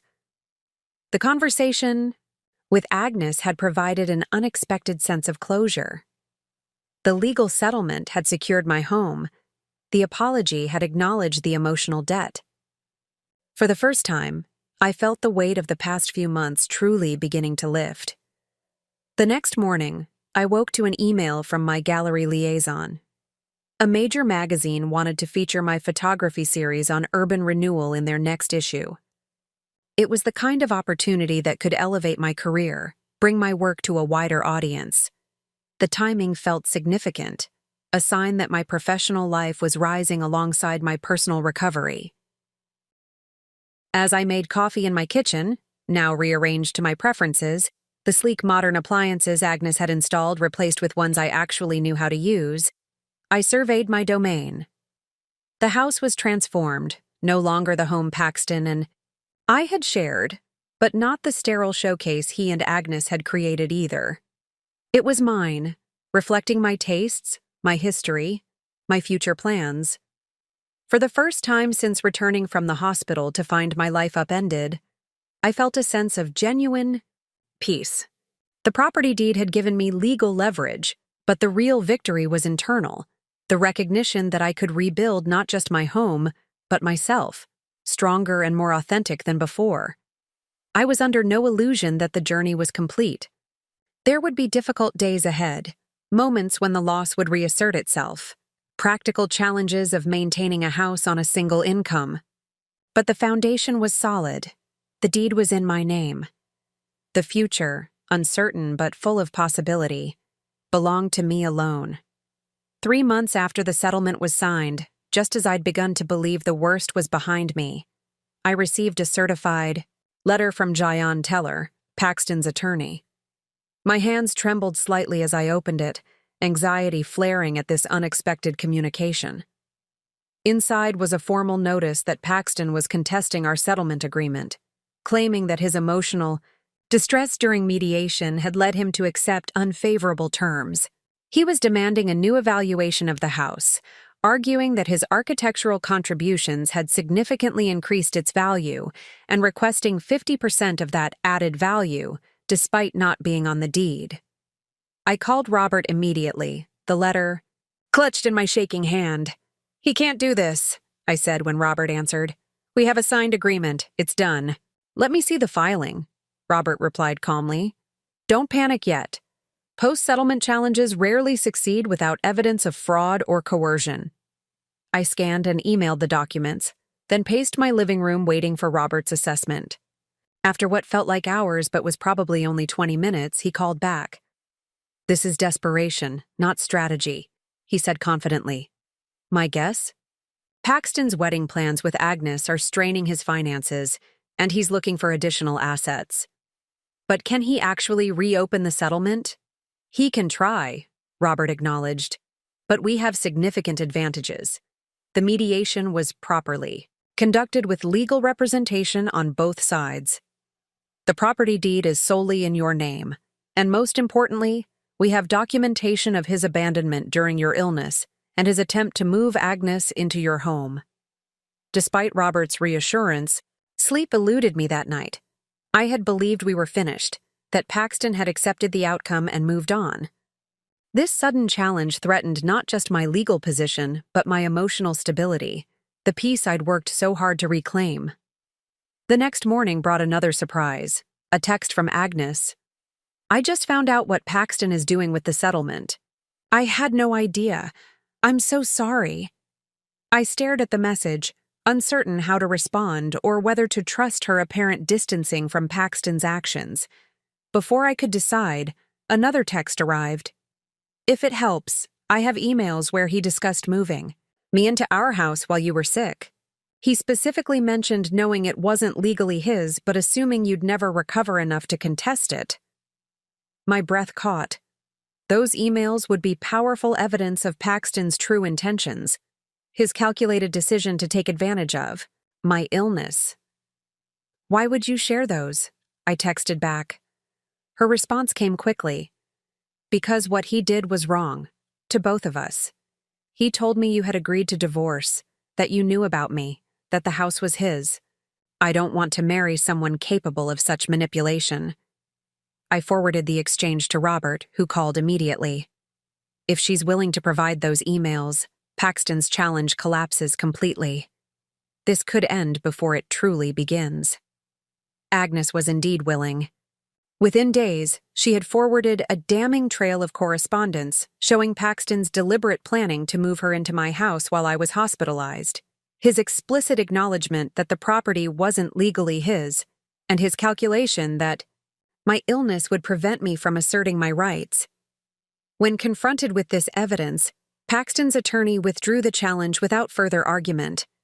I never heard directly from Paxton, but through mutual friends, I learned that his engagement to Agnes had ended abruptly, and he had moved out of the Riverview apartment. 1 year to the day after my hospital discharge, I hosted a housewarming party. Not because I had moved. I remained firmly rooted in the Victorian on Oakwood Drive, but because the house had finally become completely mine, transformed inside and out to reflect my vision rather than the ghosts of my past. Gone were the cold gray walls Agnes had selected, replaced with warm colors that shifted subtly with the changing light.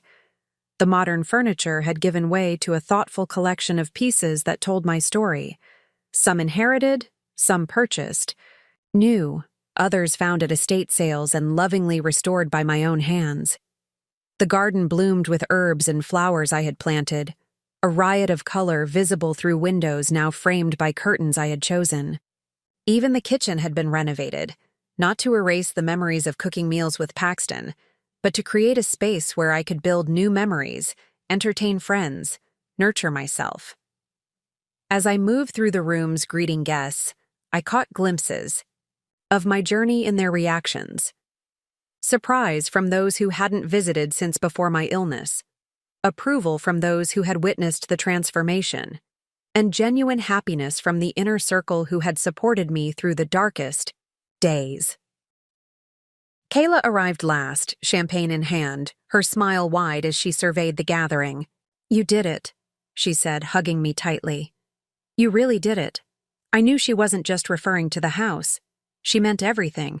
Surviving pneumonia, confronting Paxton, securing my legal rights, rebuilding my life, and finally, finding peace in the aftermath of betrayal. Later, as twilight softened the edges of the day, I slipped away from the party for a moment alone on the back porch.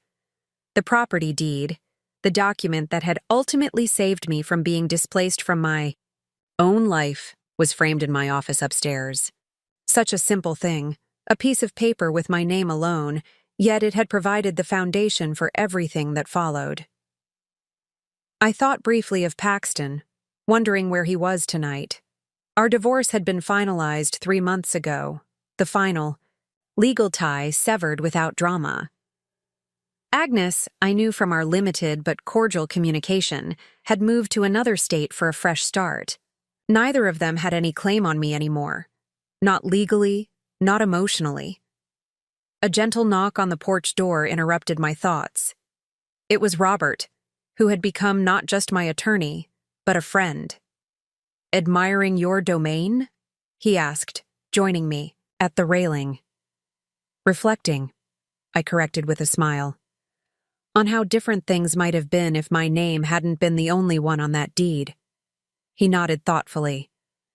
"Legal documents have power beyond their text. That deed gave you leverage when you needed it most." "It gave me more than leverage," I said. "It gave me time, space to recover, to think clearly, to make decisions from a position of strength rather than desperation." Robert raised his glass, in a small toast. "To property rights and second chances?" I clinked my glass against his. "And to unexpected silver linings." Rejoining the party, I was struck by how genuinely happy I felt. Not the cautious optimism of recent months, but true contentment. My health had fully returned. My photography career was thriving, with a solo exhibition scheduled for the fall. I had discovered strengths I never knew I possessed, and deepened friendships that would sustain me for years to come. The house that Paxton had tried to claim, that Agnes had briefly invaded, now stood as testament to my resilience. Every room, every object, every decision reflected not just my aesthetic but my journey from illness to health, From betrayal to independence. From victim to victor. I had lost a husband, but found myself. And in the end, that was the most definitive triumph of all. Up next, you've got 2 more standout stories right on your screen. If this one hit the mark, you won't want to pass these up. Just click and check them out. And don't forget to subscribe and turn on the notification bell so you don't miss any upload from us.